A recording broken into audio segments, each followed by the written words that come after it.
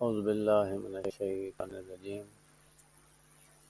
بسم اللہ الرحمن الرحیم۔ بنی امیہ جب سے خلافت کو غصب کر کے مسند پر بیٹھے تھے، انہوں نے دین میں بہت سی بدعتوں کو ایجاد کر دیا تھا اور ان کے مقابل رسول اللہ صلی اللہ علیہ وآلہ وسلم کی سنتوں کو محو کر دیا تھا۔ چونکہ ان کی حیات کا دار و مدار بدعتوں کے ایجاد کو زندہ رکھنے اور سنتوں کو نابود کرنے میں ہی تھا، لہذا بنو امیہ کی جانب سے دین میں بدعتیں ایجاد کرنے کی ایک طویل فہرست ہے۔ ہم اختصار کے ساتھ صرف چند ایک کا ذیل میں تذکرہ کریں۔ کثرت اولاد اور ثروت کو معیار بنانا۔ جس طرح عصر جاہلیت اور طلوع اسلام سے پہلے عرب میں کسی بھی فرد کی اہمیت اور کسی بھی شخص کا وقار اس کے یہاں اولاد اور مال کی کثرت کی بنیاد پر ہوتا تھا،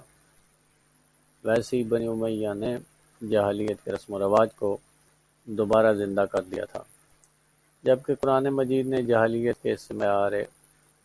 برتری کو ختم کر کے ایک الہی معیار قائم کیا تھا۔ سورہ سبا آیت نمبر 37 میں ارشاد باری تعالیٰ ہے، اور تمہارے مال اور تمہاری اولاد کوئی ایسی چیز نہیں ہے جو تمہیں ہمارا مقرب بارگاہ بنائے، مگر وہ جو ایمان لائے اور نیک اعمال کرے اسے ہمارا قرب حاصل ہوگا۔ ایسے لوگوں کے لیے ان کے عمل کی دگنی جزا ہے اور وہ بہشت کے اونچے اونچے درجوں میں امن و اطمینان سے رہیں گے۔ اس طرح سورہ حجرات کی 13ویں آیات میں ارشاد باری تعالیٰ ہے، ان اکرمکم عند اللہ اتقاکم، اللہ کے نزدیک تم میں سب سے مکرم اور صاحب عزت زیادہ تقوی احسان ہے۔ لہذا دین نے فخر و مباحات کا معیار بدل کر تقوی، ایمان اور عمل صالح قرار دیا ہے، یعنی جس کا تقوی زیادہ ہوگا وہ اللہ سے زیادہ نزدیک ہوگا، چاہے اس کے پاس کوئی اولاد بھی نہ ہو اور وہ دین کا سب سے تنگ دست انسان ہی کیوں نہ ہو، اور جس کے پاس کم تقوی ہے یا بالکل تقوی نہیں ہے وہ اللہ سے دور ہے، چاہے اس کے پاس اولاد و اموال کی کتنی کثرت کیوں نہ ہو۔ جب یہ معیار بدلا تو ابو سفیان، ابو لہب اور ابو جہل جیسوں کی جگہ سلیمان، ابو ذر، عمار اور مقداد علیہ السلام جیسے لوگوں نے لے لی، جس کے سبب اب لوگ کسی مالدار کو دیکھ کر اس کی عزت نہیں کرتے تھے بلکہ ایمان و تقوی دیکھ کر احترام کیا جاتا تھا۔ لیکن جیسے ہی رسول اللہ صلی اللہ علیہ وآلہ وسلم کی آنکھیں بند ہوئیں، حالات بدلے اور بد لحاظ اور برے لوگوں نے متقی لوگوں کا مقام لے لیا اور پہنچتے پہنچتے اب اسلامی حکومت کے عہدے بنی امیہ کے لوگوں تک پہنچے کہ جن میں تقوی اور ایمان کے کوئی آثار نہیں تھے، جنہوں نے دین کو قلبی طور پر قبول نہیں کیا تھا۔ اس جنگ صفین میں رسول اللہ صلی اللہ علیہ وآلہ وسلم کے اصحاب کی ایک کثیر تعداد موجود تھی۔ بنی امیہ کا پورا سسٹم حب دنیا اور شیطانیت پر مبنی تھا، اور ان کے یہاں شقی القلب لوگ جمع تھے جو چند سکوں کے عوض دین کو فروخت کر لیا کرتے تھے۔ چنانچہ حضرت امام حسین علیہ السلام نے بدعتوں کے ختم کرنے اور سنتوں کو زندہ کرنے کے لیے قیام کیا اور لوگوں کو سنتوں کا آئینہ دکھایا۔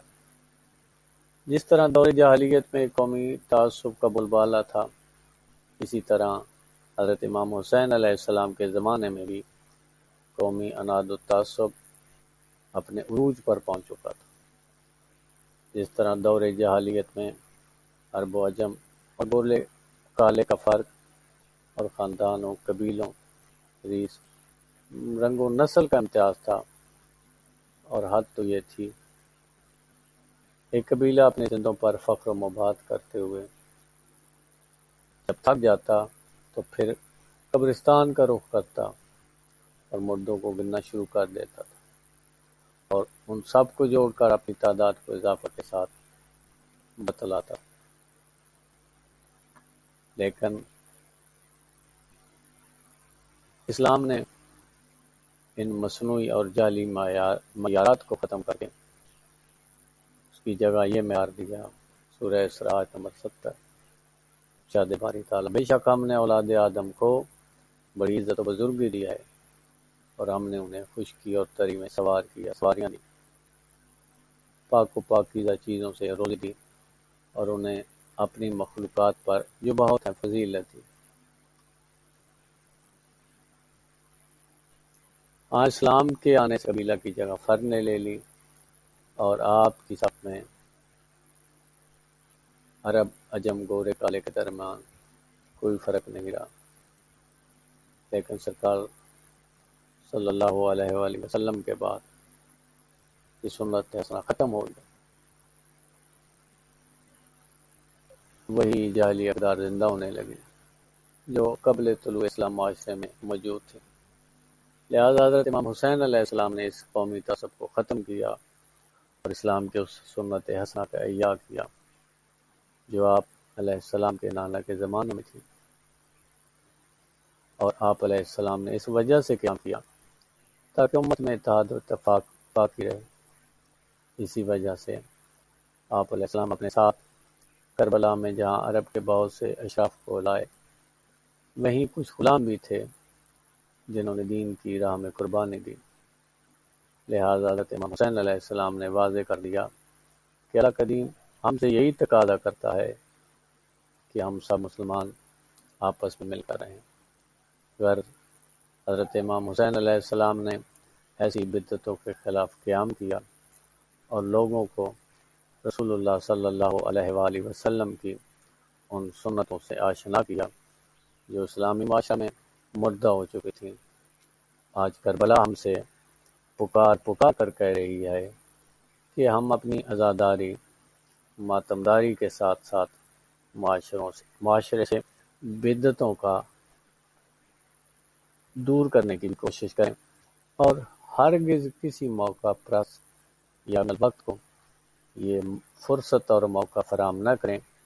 کہ وہ دین میں بدعت ایجاد کر کے اپنی روٹیاں کما سکیں۔